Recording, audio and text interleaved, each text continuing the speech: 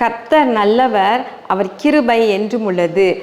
இன்றைய மன்னாவாக கலாத்தியர் 6வது அதிகாரம் 9வது வசனம். நன்மை செய்கிறதில் சோர்ந்து போகாமல் இருப்போமாக. நாம் தளர்ந்து போகாதிருந்தால் ஏற்ற காலத்தில் அறுப்போம். மற்றவர்களுக்கு நாம் செய்கிற நன்மையில் ஒருவேளை நமக்கு பலன் உடனே வராமல் இருக்கலாம். எவ்வளோ பேருக்கு நீங்கள் நன்மை செய்யலாம், ஆனால் உங்களுக்கு திருப்ப அதற்கான பலனை பெற்றுக்கொள்ளவே முடியாமல் இருக்கலாம். ஆனால் நீங்கள் சோர்ந்து போகாதிருங்க. நீங்கள் செய்கிற நன்மை செய்துக்கிட்டே இருங்க, சோர்ந்து போகாதிருங்கள். தளர்ந்து போகாதிருப்போமானால் ஏற்ற காலத்தில் அறுப்போம் என்று வசனம் சொல்லுகின்றது. ஏற்ற காலம் என்றால் என்ன? நமக்கு எந்த நேரத்தில் பலன் வேண்டுமோ அந்த நேரத்தில் அதற்கான பலனை ஆண்டவர் பரலோகத்திலிருந்து அருளி செய்வார். சில நேரங்களில் நம்ம செய்கிற நன்மை கூட மற்றவர்களால் அதை புரிந்து கொள்ள முடியாமல் இருக்கலாம், அதனுடைய அருமையை தெரிந்து கொள்ளாமல் இருக்கலாம். ஆனால் கர்த்தரை நம்பி நன்மை செய் என்று சங்கீதத்தில் எழுதியிருக்கிறது போல, நீங்கள் மனுஷர்களை நம்பி அல்ல, மனுஷர்கள் அதுக்கு பலன் கொடுப்பாங்க, இந்த நபருக்கு உதவி செய்தோம்னா அவங்க திரும்ப நமக்கு செய்வாங்க நீங்கள் எதிர்பார்க்காதீங்க. சில ஊர்களில் பார்க்குறோம், திருமணம் அல்லது ஒரு விசேஷ வைபவம் என்று சொன்னால் அந்த வீட்டில் அவங்க போய் சாப்பிட்டுட்டு உறவினர்களும் சொந்தக்காரங்க நண்பர்கள் எல்லாரும் அந்த வைபவத்தில் அவர்கள் செய்கின்ற கிஃப்டை பணமாக வெளியில் ஒருத்தர் உட்காந்து நோட்டு போட்டு எழுதிட்டு இருப்பார், அவர்கிட்ட கொடுத்துட்டு போவாங்க. யார் யார் இந்த ஃபங்க்ஷனில் அட்டன் பண்ணாங்க, அவங்க எவ்வளவு நன்மை செய்திருக்கிறாங்க, அதாவது கிஃப்ட் கொடுத்துருக்குறாங்க அப்படின்னு சொல்லி வரிசையாக பேர் போட்டு எழுதியிருப்பாங்க. அது எதுக்கு அப்படின்னா, அடுத்து கொஞ்சம் காலத்தில் அடுத்து இப்போ வந்தவங்க வீட்டில் ஏதாவது ஃபங்க்ஷன் இருக்குது அப்படின்னு சொன்னால் இவங்க அந்த நோட்டை எடுத்து பார்ப்பாங்க. இவன் நமக்கு எவ்வளோ ரூபா பண்ணியிருக்கிறான், இவன் நமக்கு எவ்வளவு மொய் எழுதியிருக்கிறாங்க அப்படின்னு சொல்லிட்டு அதை எடுத்து பார்ப்பாங்க. ஓஹோ, அப்போது இவன் இவ்வளோ தான் பண்ணியிருக்கிறான், இவ்வளோ பண்ணால் போதும் நம்ம அப்படின்னு சொல்லிட்டு அதற்கு ஏற்றாற் போல் இவங்க திரும்ப அதை கொடுப்பாங்க. இது கிடையாது.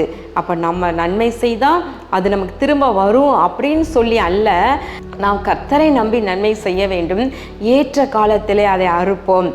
ஒரு உதாரணத்தை நான் சொல்லுகின்றேன். வேதத்தில் அப்போஸ்தலர் நடபடிகள் 9வது அதிகாரத்தில் பின் பகுதியில் ஒரு சம்பவம் அழகாக எழுதப்பட்டிருக்குது. அங்கு யோப்பா பட்டணத்தில் ஒரு தபித்தாள் என்கிற, அதாவது தொற்கால் என்ற தபித்தாள் அங்கு ஒரு வயதான தாயார் இருந்திருக்காங்க. அந்த தாயார் அவங்க நன்மை செய்கிறதில், அதாவது தர்மங்களையும் நற்கிரியைகளையும் மிகுதியாய் செய்து வந்தார்கள் என்று எழுதியிருக்கின்றது. அவங்க திடீர்னு மரணம் அடைஞ்சிட்டாங்க, மரித்து போயிட்டாங்க. மரித்து போன அவர்களை அந்த சடலத்தை குளிப்பாட்டி அவங்க படுக்க வச்சிருக்கிறாங்க. அப்போது அந்த ஊரில் இருக்கிற ஸ்ரீஷர்கள் அவங்க பக்கத்தில் தான் லித்தா ஊரில் பேதுரு இருக்கிறாரு, அவரை கூப்பிட்டு விடுவோம் அப்படின்னு சொல்லிட்டு சீக்கிரமாக வாங்க அப்படின்னு சொல்லிட்டு பேதுருவை கூப்பிட்டு விடுறாங்க. பேதுரு பார்க்குறாரு, அந்த இறந்து போன அந்த தாயாருடைய சரீரத்தை சுற்றிலும் ஏராளமான விதவைகள் பெண்கள் என்று சொல்லி எல்லாம் அழுதுகிட்டே நிற்கிறாங்க. அந்த பெண்கள்லாம் என்ன சொல்கிறாங்களாம், தபித்தால் செய்து கொடுத்த அங்கிகள் வஸ்திரங்கள் இவைகள் எல்லாம் காண்பித்து அழுகிறாங்க. ஐயோ, இந்த அம்மா எனக்கு நன்மை செய்தாங்களே, எங்களுக்கு நன்மை செய்தாங்களே, இப்போ மரித்து போயிட்டாங்களே அப்படின்னு அழுதுட்டு நிற்கிறாங்க. இப்போ பேதுரு போகிறாரு.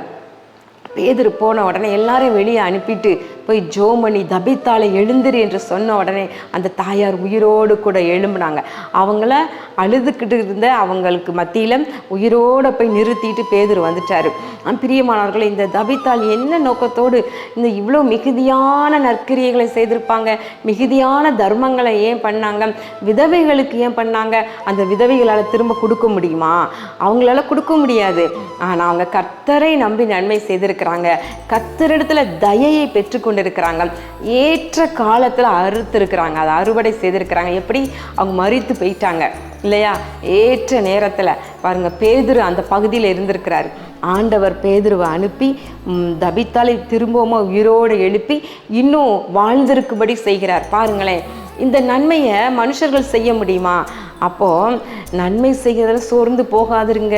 இவ்வளோ ஹெல்ப் பண்ண இவங்களுக்கு எனக்கு இதுக்கு பதில் நன்றி கூட சொல்ல மாட்டேங்கிறாங்க, எனக்கு ஹெல்ப் தேவைப்படுற நேரத்தில் இவங்க உதவியே செய்ய மாட்டுறாங்கன்னு நீங்கள் உங்கள் கூட இருக்கிறவங்கள பார்த்து நீங்கள் மனஸ்தாபப்பட்டு இருக்கீங்களா? அதை முதல்ல இன்னைக்கு விட்டுருங்க. நீங்கள் சோர்ந்து போகாதிருங்க, தளர்ந்து போகாதிருப்பீர்களானால் ஏற்ற காலத்தில் அறுப்பீர்கள். ஆமேன்.